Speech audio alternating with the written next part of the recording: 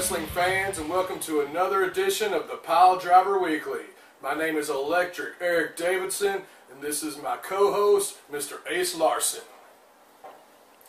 After a couple of crazy weeks in wrestling, with all the pay-per-views and everything, we're finally back to a normal show here, so gonna run down OVW real quick for you guys. So it was a pretty good show this week on OVW. Started out with Jamin Olivencia coming out to the ring. He was upset about Doug Williams had faked an injury basically to hold on to his title again. He keeps swerving Jamin out of the title one way or another. And Jamin wants a rematch, that night at OVW. Williams basically calls him a liar, says there's not going to be a rematch. Then out comes GM Michael Hayes, and he shows some video evidence that Williams actually did kind of pull a fast one there to get out of losing the belt. But the thing I didn't understand about it is that he drove his own shoulder into the post, so the match got stopped because he couldn't continue. But, I mean, maybe OVW rules are different, but I always thought that if you were unable to continue, you lost. You lost your belt. It was the same as a submission. Right. But, anyhow, that's that's how it turned out. And but he's going to make the rematch for tonight on that show, and we'll get to that result later.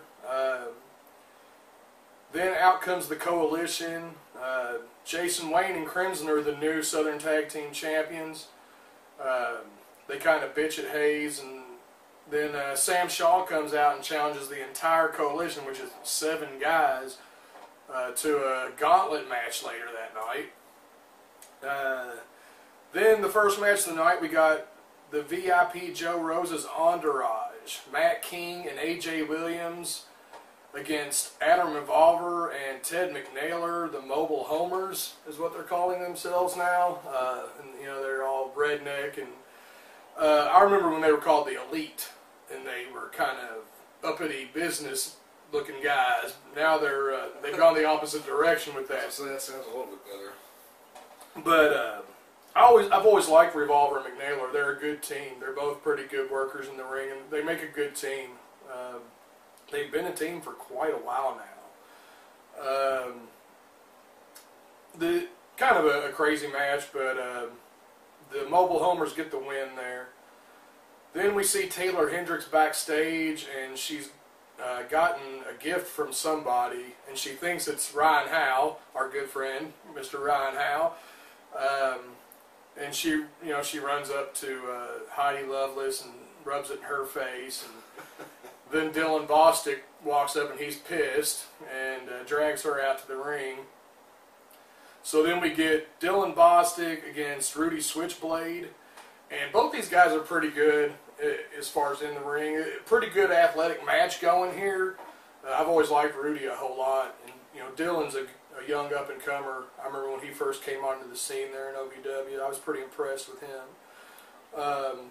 But they had a pretty good match going here, pretty impressive stuff. And then Hal comes out playing his guitar and serenading Taylor, which it's still up in there whether he's really the one sending the gifts or not. But he basically just did it to distract Bostic, and that allowed Rudy Switchblade to get the win.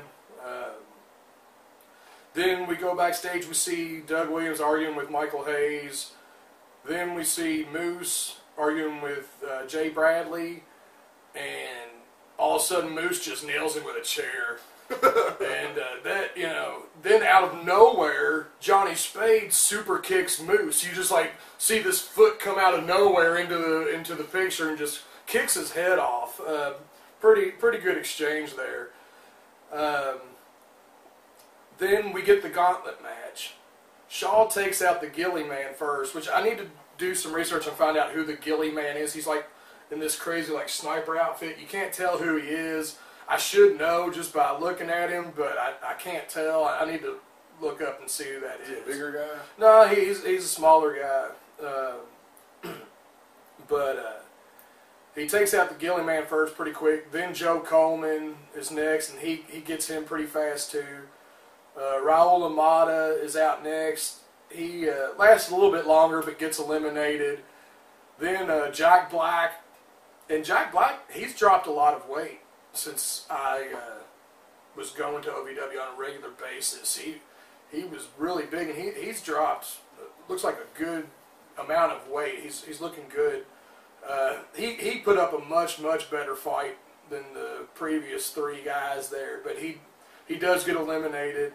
Then Shiloh Jones is out, another guy I like a lot. Shiloh's a good worker in the ring. Shiloh is taking it to him pretty good, but then Shaw does eliminate him as well. Then Jason Wayne comes out and kind of baits Sam Shaw, makes it look like he's going to be the next in the gauntlet, but then Crimson jumps him from behind. He beats him down pretty good there, but then Shaw sneaks in a roll-up and gets Crimson. But then Crimson takes out Shaw's knee from behind, and Wayne comes in for a quick pin, and the Coalition wins. The Coalition is kind of this militant group, which I don't know about the rest of them, but I know for sure Jason Wayne is an actual former Marine. But they're playing the hills. They're like supposedly fighting terrorism, but they basically terrorize OVW themselves. So I always liked Jason Wayne. He's got a good look. Big, tall guy. Yeah. First time I saw Jason Wayne wrestle in OVW, I said, this guy's going to be a star. And I still think he is. I think he's going to get that call up to the big leagues sooner or later. He's still a young guy. Yeah, he's still very young. And very, nice guy, out of character. I walked up and talked to him one night, and he took a picture with me and everything. That's when he was the OVW champ. And I watched the match with him versus Mike Mondo OVW show, and they put on a hell of a show. And Wayne really stood out to me a whole lot.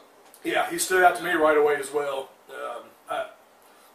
Of course, if he gets up to the big leagues, he'll probably have a different name. But pay attention to that name, Jason Wayne. He's going to be a star. Then we're on to the TV title match: Cliff Compton against the champion Spud. At least it was supposed to be. The match never gets started. Compton and Spud are in the ring getting ready to start, and Randy Royal comes out and just co-cocks both of them, knocks them out. And who knows where they're going with that, but that was that. Then we get to the main event, the OVW title match, and a lot of times in OVW they'll tease a title match at the end of the night that never happens. But this one actually went down, and it was a really good match, I gotta say. I've never been a huge fan of Jamin Olivencia as far as his character. He comes across as being kind of punk, but that's not taking anything away from his in-ring ability. These two guys put on a hell of a match, and Doug Williams, he's down there from TNA. He's a good worker. Really good match, and Jamin finally gets the win, gets his OVW title, so congratulations to Jamin. That pretty much does it for OVW. I just want to remind you, TV tapings for OVW every Wednesday night at the Davis Arena, 4400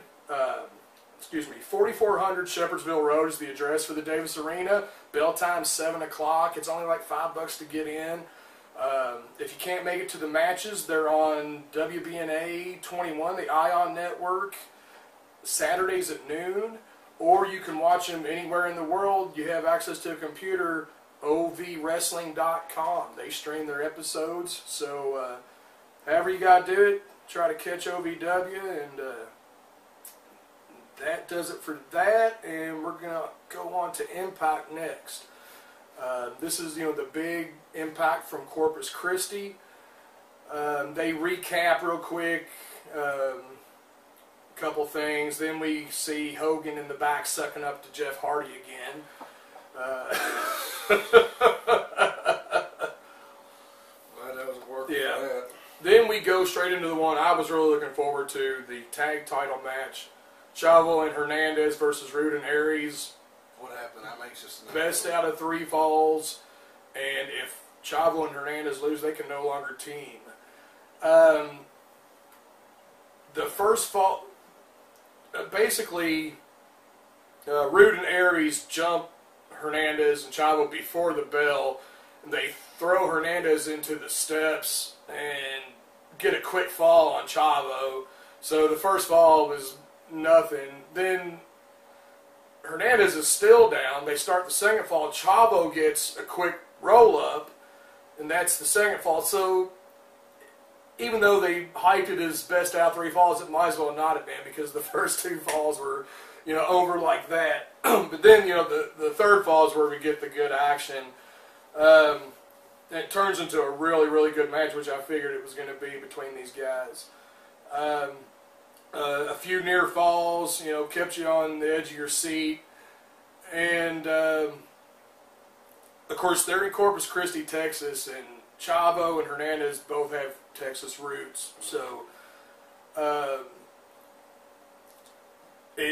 pretty good action. And then double suplex by Hernandez on both guys. And then that leads to a frog splash. We got new tag team champs. Really good match. I'm glad to see Hernandez and Chavo get to stay together as a team. I like that team. I do too, a lot.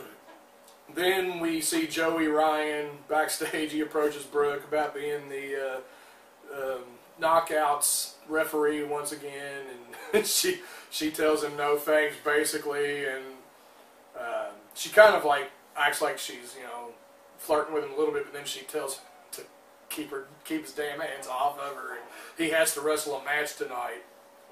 She doesn't say against who, but anyhow. Then we see the Aces and Eights arriving on their motorcycles. And this is growing on you? You like this?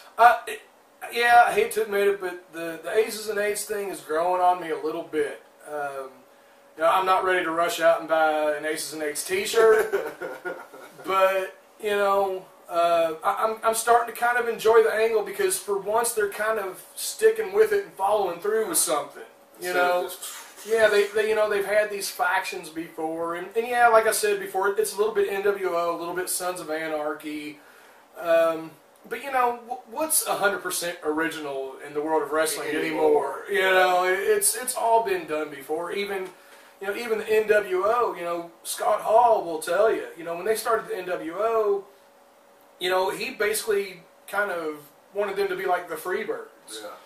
Yeah. So. It is growing on me a little bit, and especially since now they're not just beating to death the whole master plan by Bully anymore. They've kind of let that go, and now they're just seeing where it goes from here. They must have new writers. Maybe, who knows? But like I said, it's starting to grow on me. Then we get Joseph Park comes out to the ring, and he rants about Aces and Eights, and he says he has drawn up an annulment for Bully and Brooks' marriage. He's taken it upon himself to do so. Nobody's asked him to do this. Devon comes out, rips the papers up, basically tells Park to mind his own business, and then hits him with a chain, wraps a chain around his fist and nails him, which was kind of funny. And to me, this is kind of another clue. I think I said on last week's episode or the week before, I think Brooks going to end up being in on this. I kind of see her being, their old lady. I see her coming out with a vest that says "Property of Aces and Eights." All gangs have to have their old ladies, and I think she's going to end up turning and being with Bully. And that's kind of a clue to me there, because the annulment papers got ripped up. Then we get a recap of the whole Gail Kim, Taryn Terrell saga. And then we actually get a match, Taryn Terrell versus Gail Kim, special referee, ODB.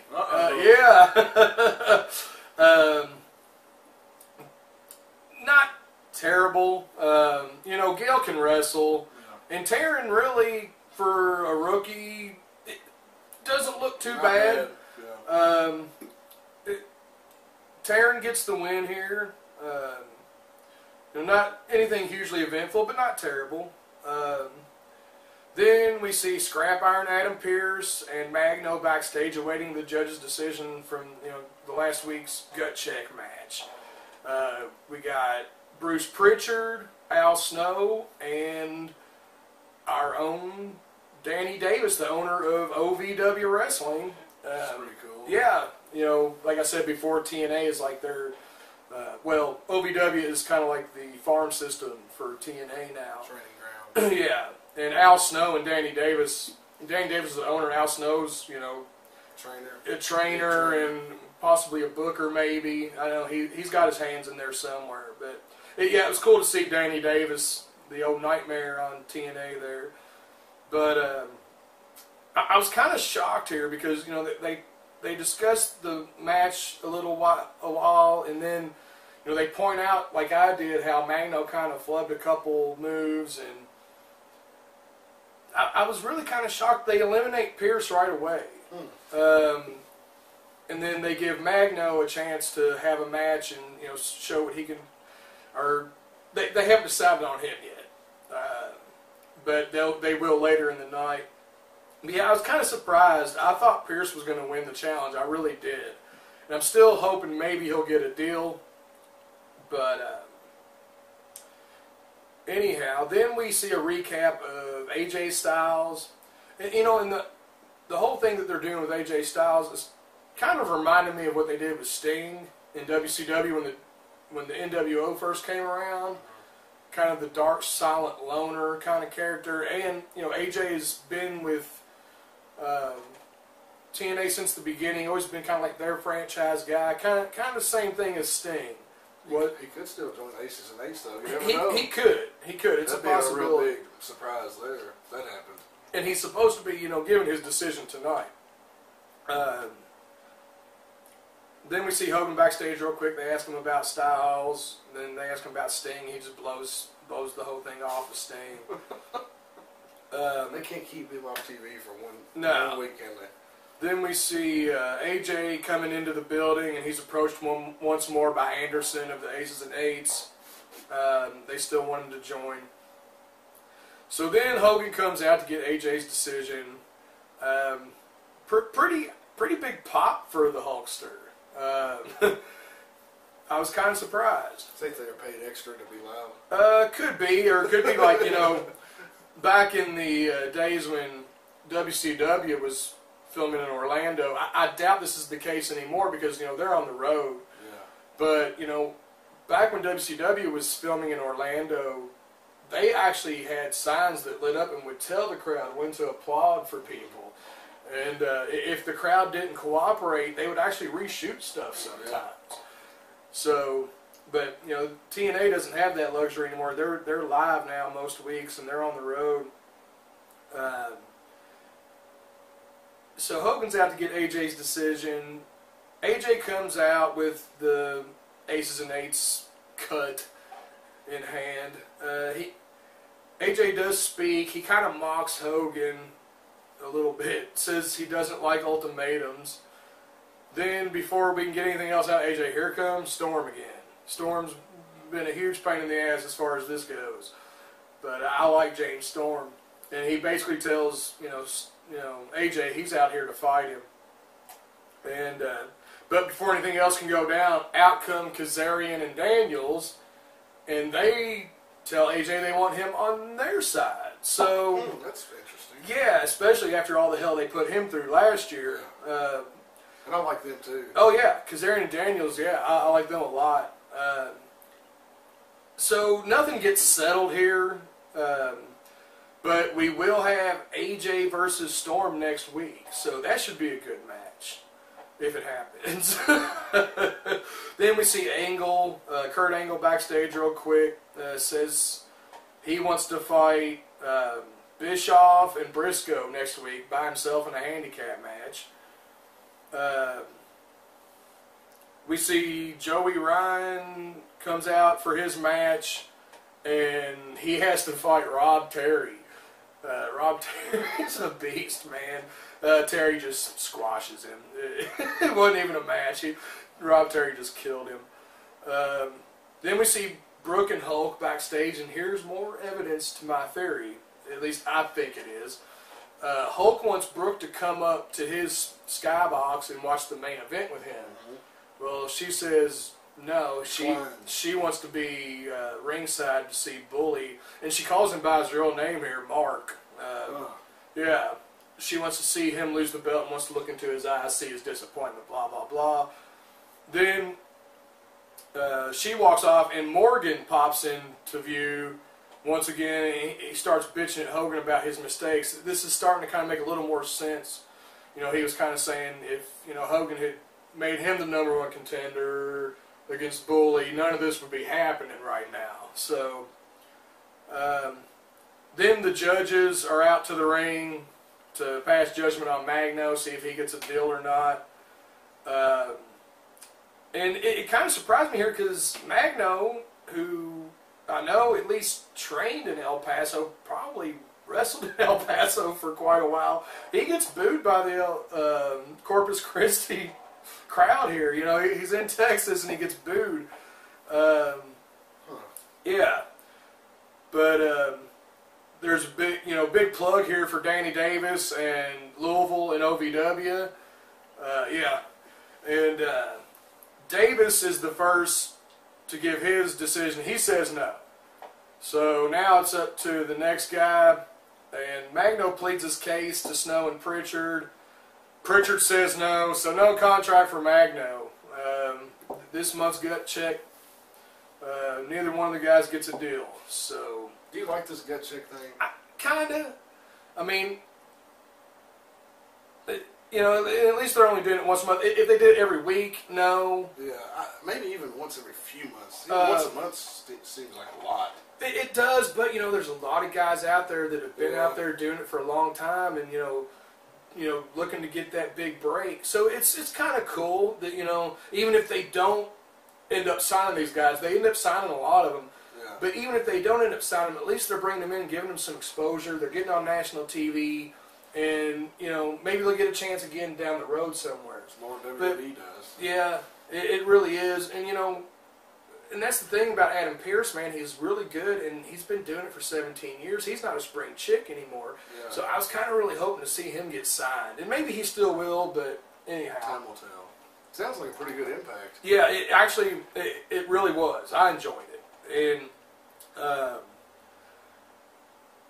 then we see the Aces and Eights outside getting pumped up for the match. And they get you pumped up?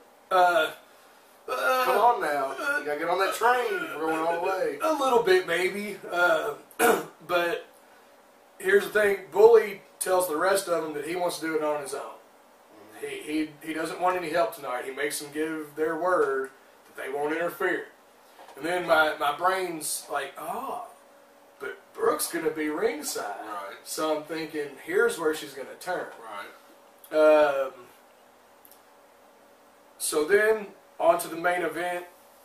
Jeff Hardy versus Bully Ray, TNA World Title, Full Metal Mayhem. Or as Hardy calls it, Full Metal Mayhem. That just sounds cheesy. Yeah, it does kind of. But I tell you what, man, I enjoyed it a lot more than I thought I was going to. Really? I caught the last few minutes of it. It was actually pretty entertaining. I didn't get the heel turn by Brooke like I thought I was going to, but she didn't interfere on Hardy's behalf. She just kind of, you know, I still think it's going to happen. It's going to happen. But no, I actually enjoyed it. Bully retains after Taz hands him a hammer and he smacks Hardy in the head with it, knocks him off the ladder into a table. That was a pretty cool spot. Yeah. I liked that. Yeah. Probably a rubber hammer, but still, you know. Yeah, it's flimsy. Yeah. But no, all in all, you know, not a bad impact. The one thing I will still critique them on, I think they should squeeze in another match or two. You know, for a 2-hour show, you had, 3 matches? And I would say probably there's dark matches. Before and after. And we'll find out for sure because we're going to TNA Impact here in Louisville on July 18th at Broadbent Arena. That show's just been announced. Tickets aren't even on sale yet. Tickets go on sale June 14th for that. If anybody's interested to go see Impact, we'll be there. The day John kissing my ass, I'll be there. So, looking forward to that. And that does it for Impact.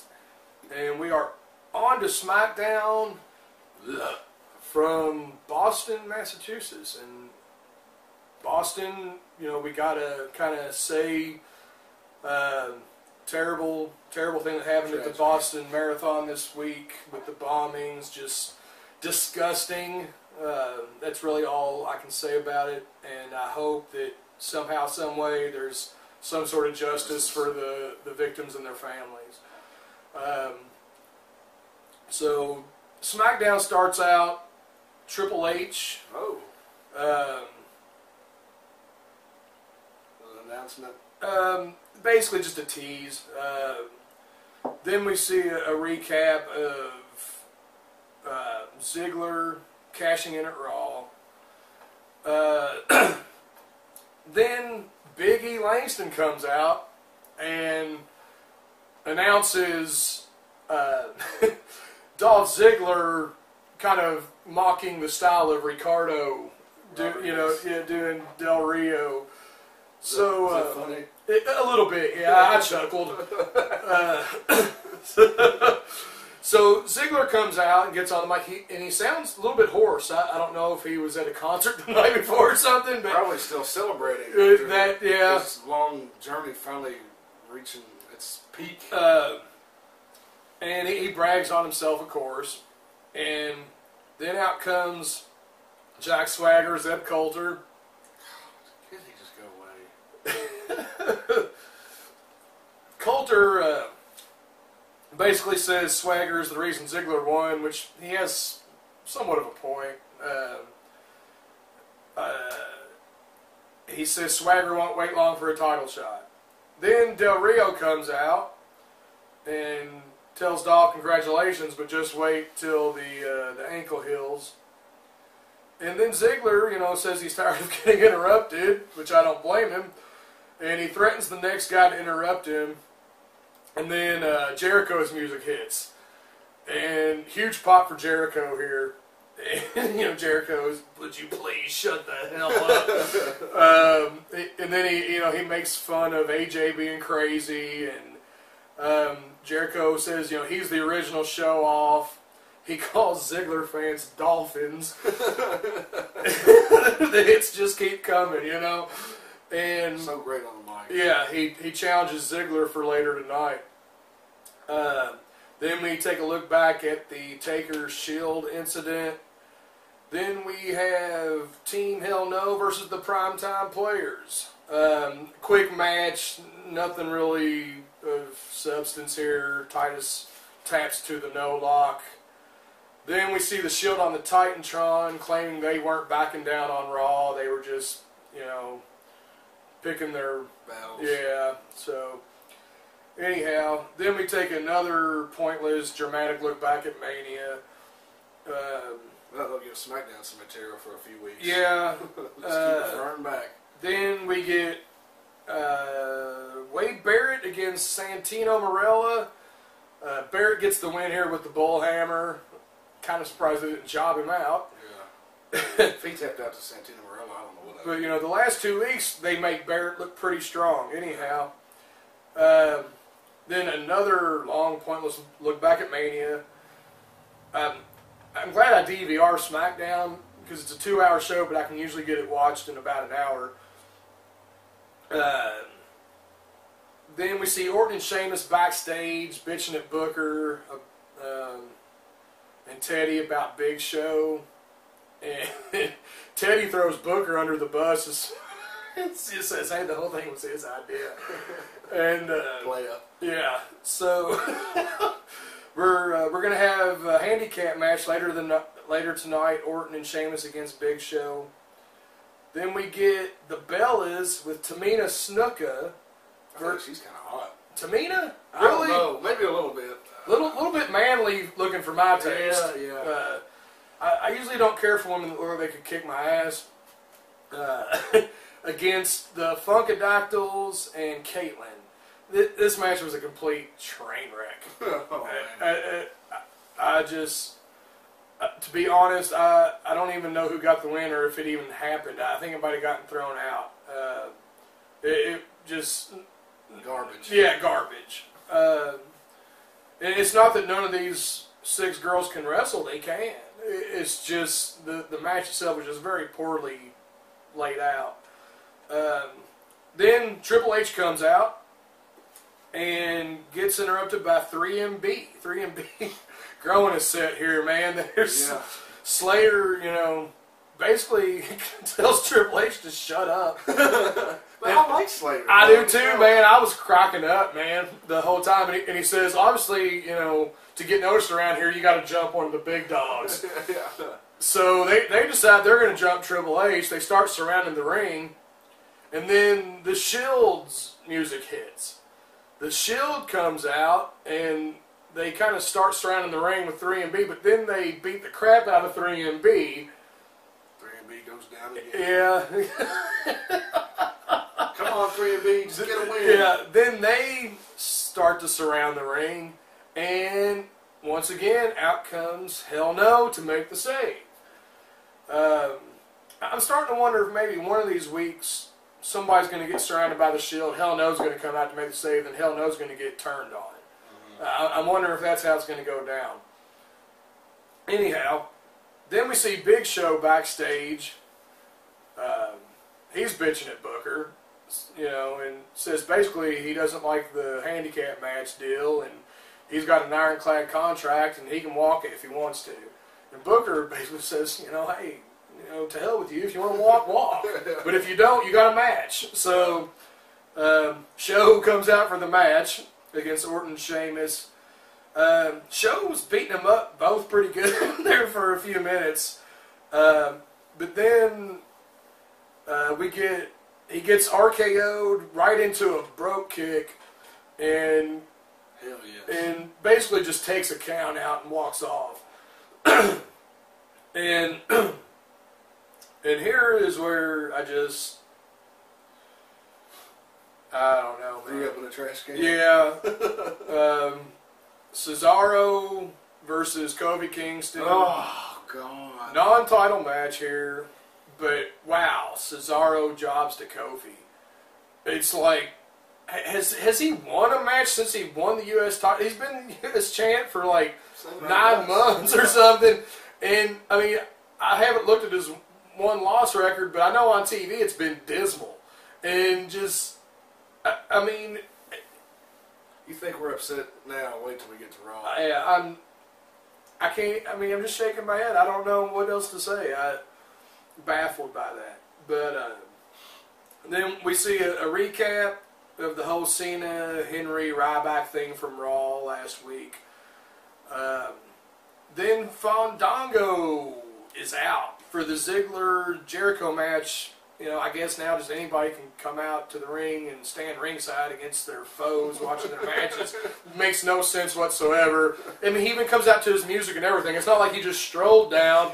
He did an entrance and everything, like he was going to be in the match. So, pretty good match. You know, with Ziggler and Jericho, it's going to be a good match. Ziggler wins after a little bit of interference. Then Biggie Langston beats the hell out of Jericho after the match. And then Fandango comes in and beats him up even more. And that's SmackDown this week. Woo! Yeah. And now we are on to the big show, Raw from Greenville, South Carolina, and I'm going to let Ace kick this off.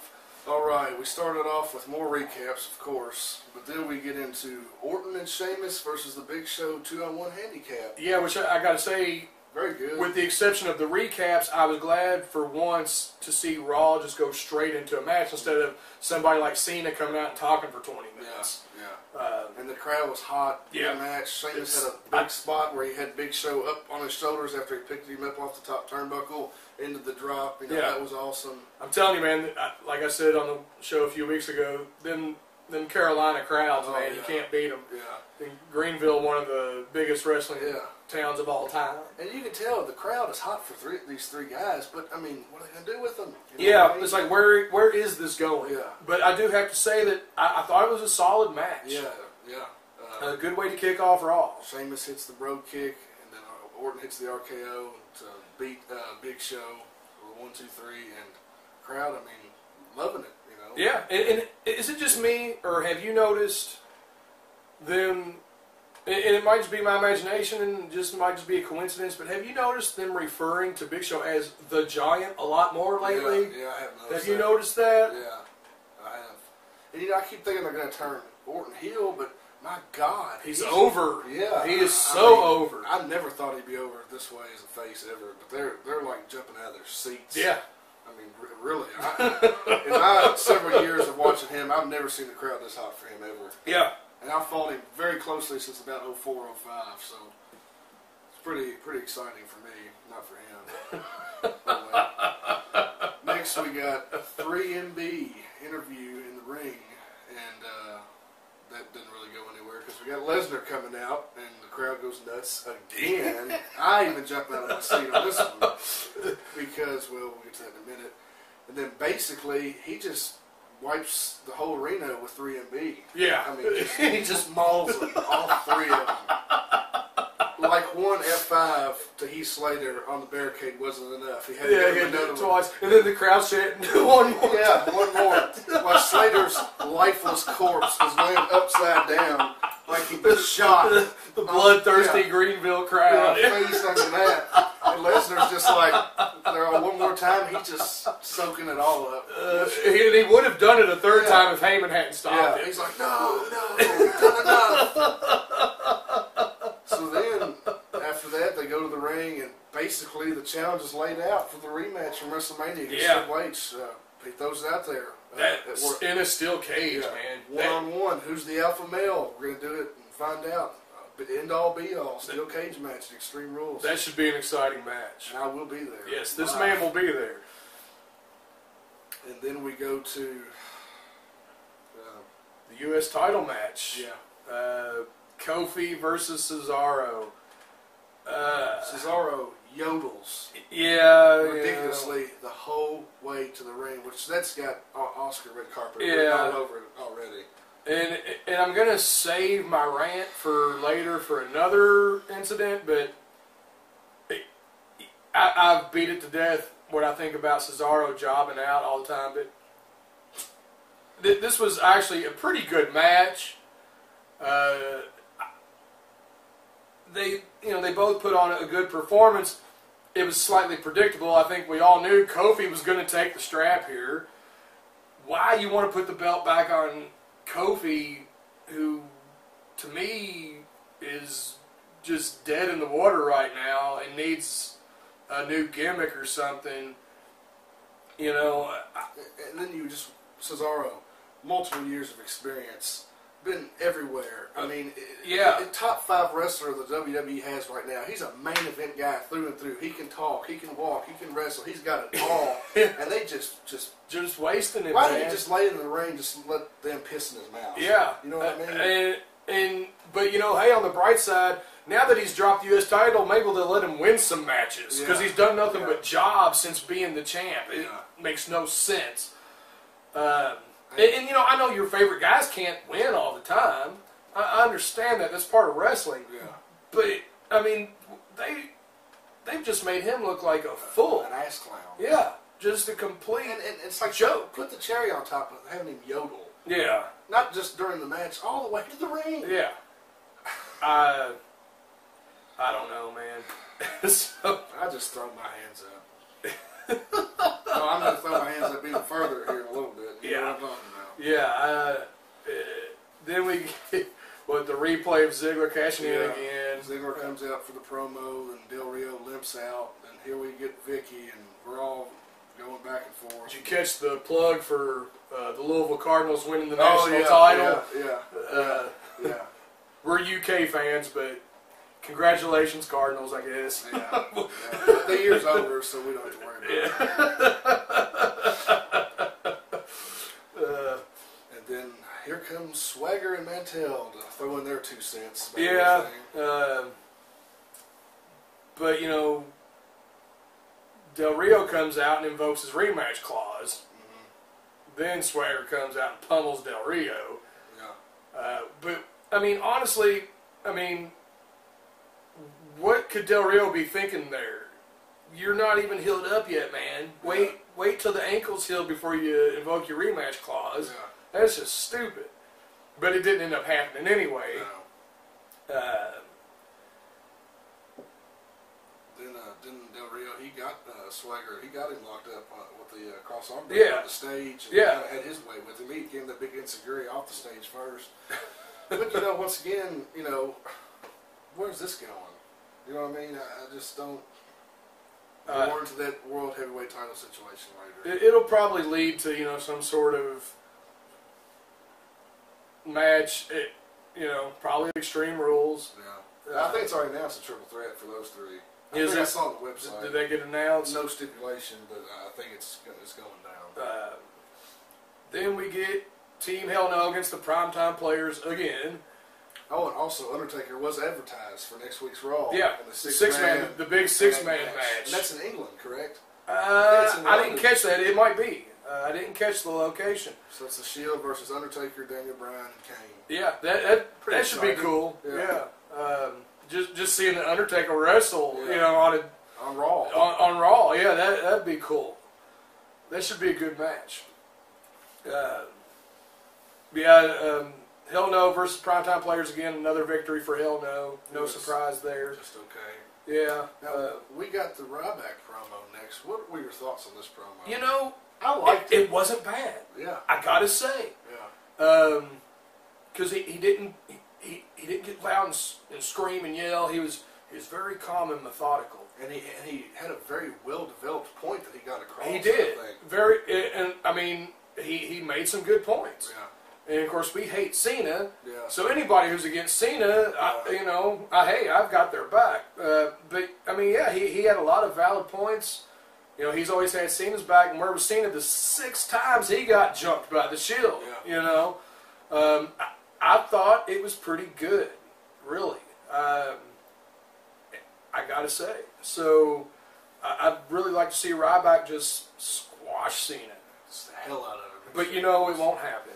We can hope, though. You know, but I thought it was kind of cool how he made the Superman reference. Yeah. So you're Superman, I'm Kryptonite. You know. I liked how he kept saying John. Which that's probably what it's going to be. Extreme Rules is those 2. Yeah. We pretty much bank on that. Then we do R-Truth versus Wade Barrett. No title here. Yeah. Just a one-on-one match, and boy, woo! Let's job out the champion again. Yeah. Let's job Barrett out to R-Truth. I mean, and nothing against R-Truth. No, nothing against Truth at all. I like R-Truth, but it meant nothing. But here's the thing: it's like they want to put guys in the title picture by having them beat the champion all the time in non-title matches, which it works to a point sometimes.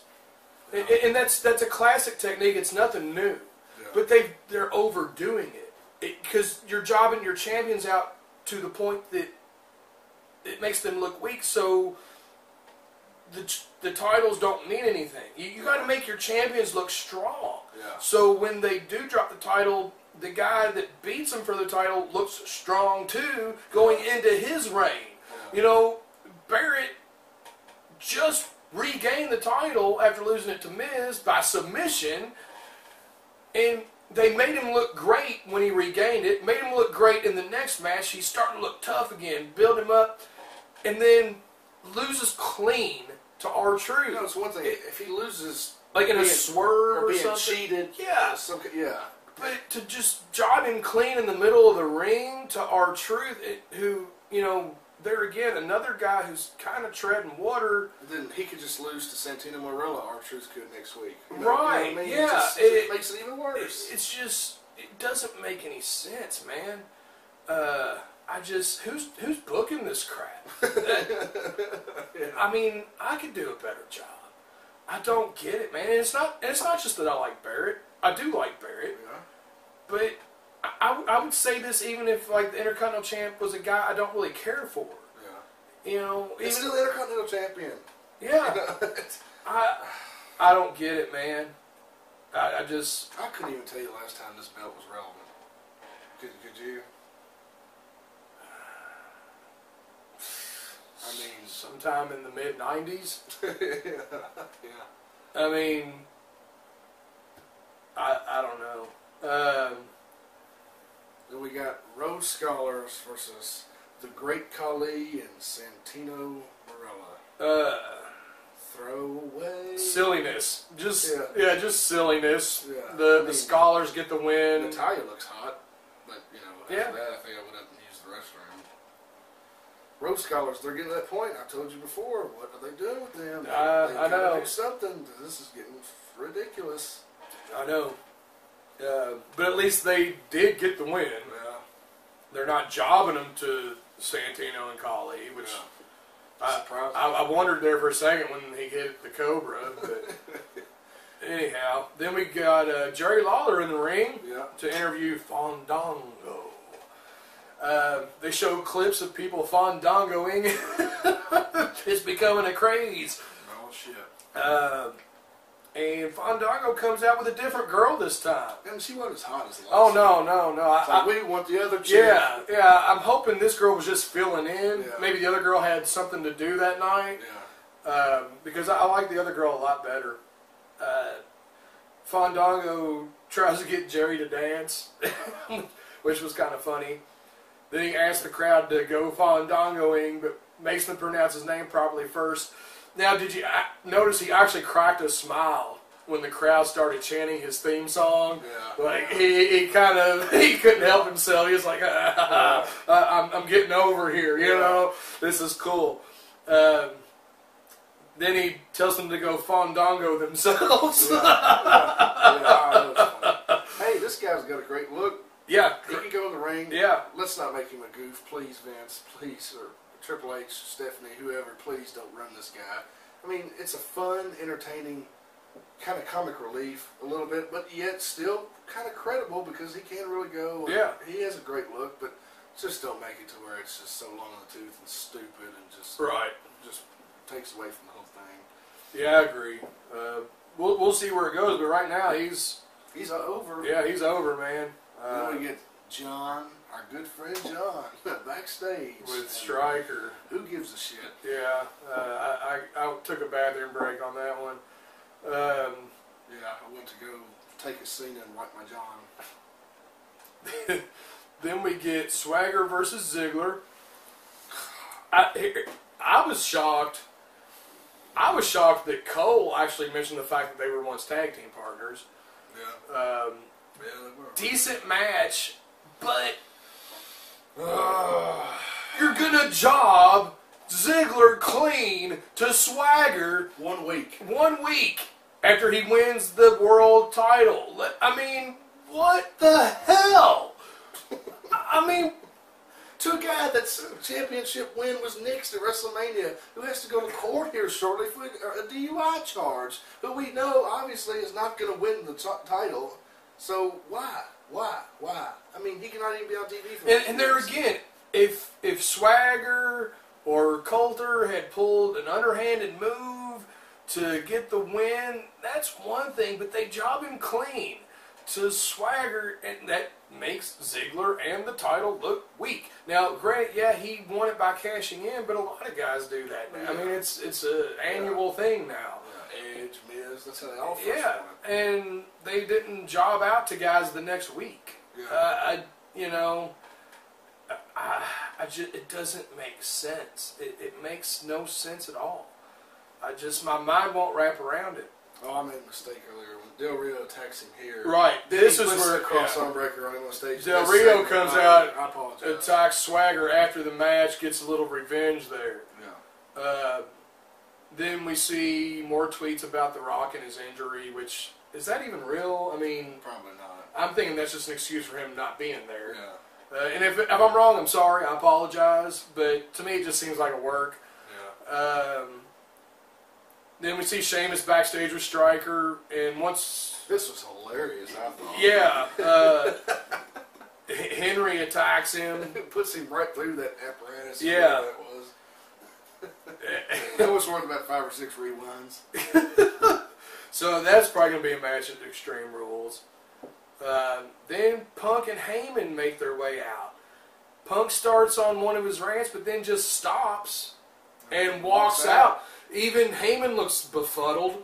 I don't know. What did you think of that? I guess he's just going to take some time off. He must just be Could legitimately hurt. He might need a vacation, you know. He may come back as a face. You know, he may come back as the same, but it seems like that was just a setup for him to take some time off. That's what I think. Yeah. I mean, because he has been legitimately hurt, correct? Yeah. I mean, he's been fighting injuries here for the last few months.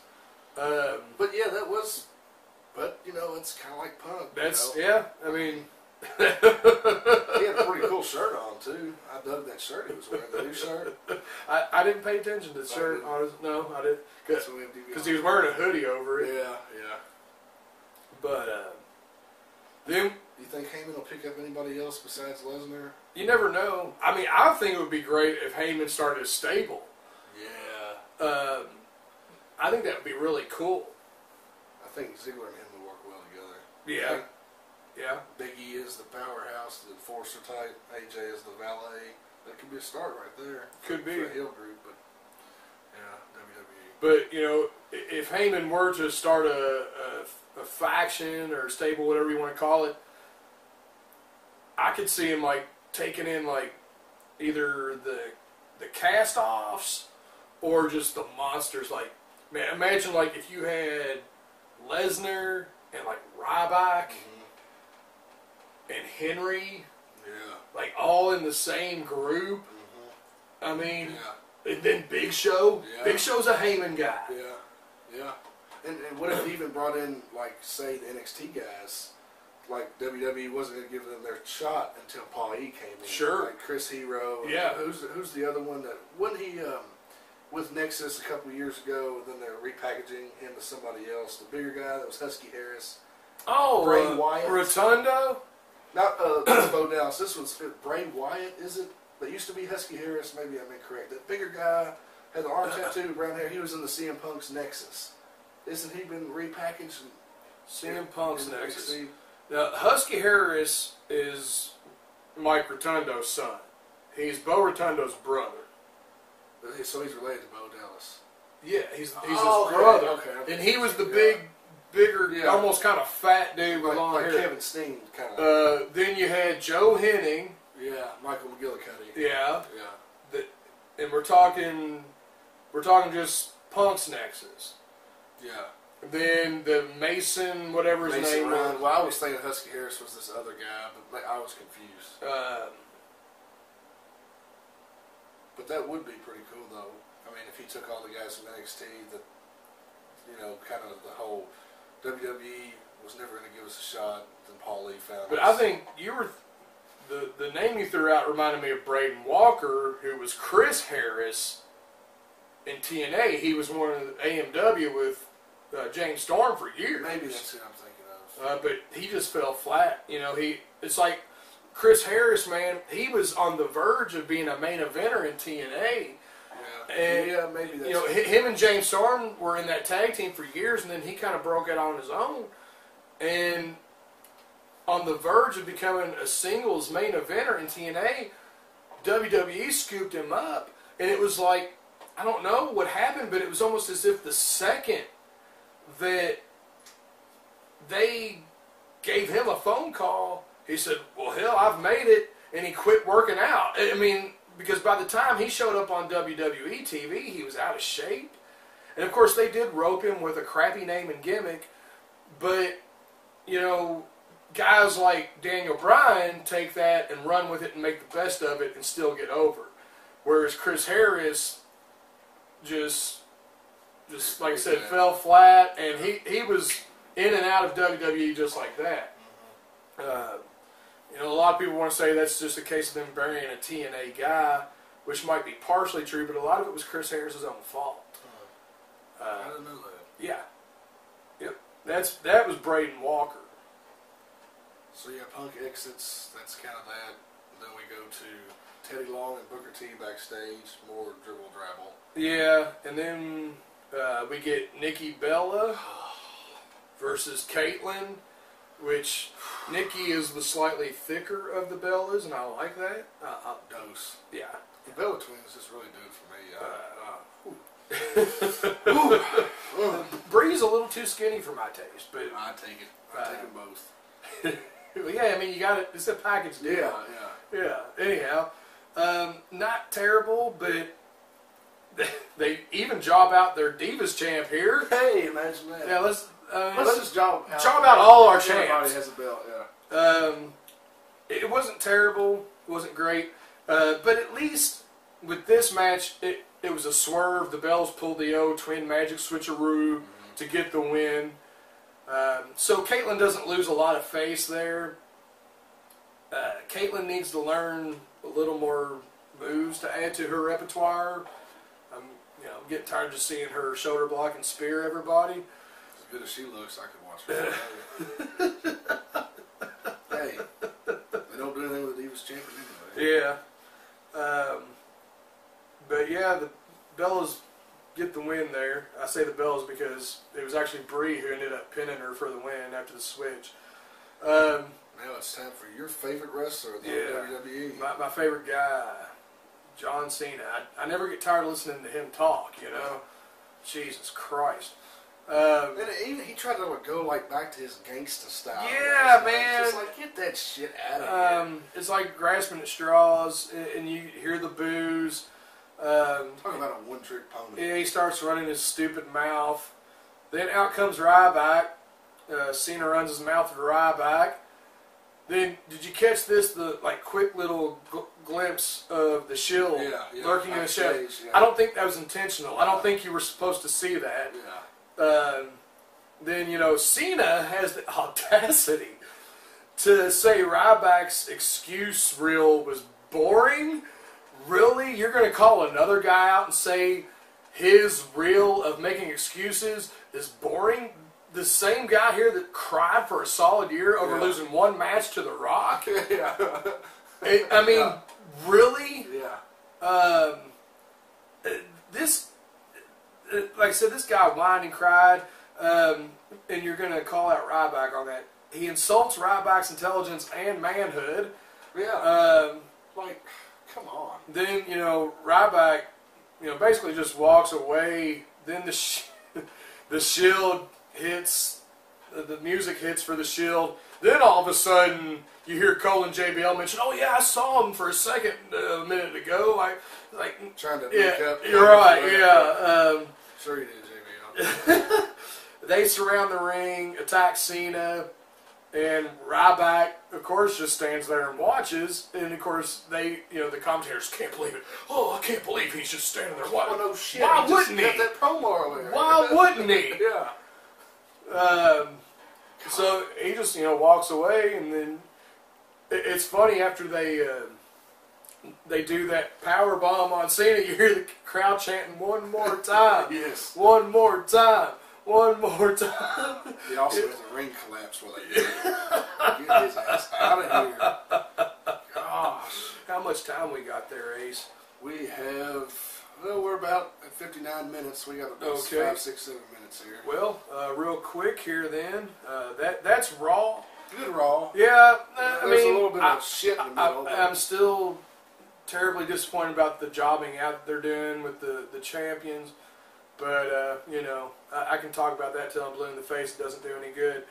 But, since we got no pay-per-views or anything to cover this week, I'm once again able to do the This Week in History segment. And I'm glad I'm able to do it because it's a good one? Yeah, it's a good one, man. This week in 1997, ECW had their very first pay-per-view, Barely Legal. And, of course, that was when you had the classic three-way match between Funk and Sandman and Stevie Richards for the top contendership, and then the winner immediately went on to face Raven for the ECW Championship, which was Terry Funk. Very good show. Yeah, really good show, and it brought ECW up a level And not that they were ever really a legitimate threat to Vince in the WWE, but it put them on that stage, and it made a lot more people aware of ECW. And plus, just Terry Funk, who had already retired once or twice at that point. Yeah. He wins it. Yeah, he won a bloody 3-way match, and then beat Raven for the ECW title. That's something you don't see anymore. Two matches, but one competitor in the same. Yeah, it's very rare, and everybody was just so thrilled for Funk. And even though at that time the ECW title wasn't recognized as a world title, in a lot of people's minds it was a world title. Just like, to me, the Ring of Honor title is a true world title. It's probably not recognized by, like the publications like PWI, but to me, the Ring of Honor World Champion is more of a world champion than the WWE, because the Ring of Honor guys will actually go around to other promotions and defend that title. They'll go overseas and defend that title. It doesn't happen in the WWE, and if they do go overseas, they're just defending against other WWE guys. Yeah. It's just another WWE show. But yeah, even though it wasn't an official world title, Funk, who had been, the NWA world title holder at one point, in the twilight of his career, gets a world title win there, and that gave ECW a huge boost, and like I said, kind of put them on the map as far as pay-per-views go, and they had a real good run there for the next few years. They were on. They were, they were definitely number 3. They just never had they just the did financial backing, and It's, Paul was just not the businessman. No, Paul, great wrestling mind, just not a great business mind. But, ECW, you always hear about the Monday Night Wars between WWF and WCW, which was great. I loved every minute of it. But, ECW thrown into the mix made that period of the mid to late 90s a whole lot more interesting, and made the two big guys up their game. So ECW being there really made the whole thing that much better.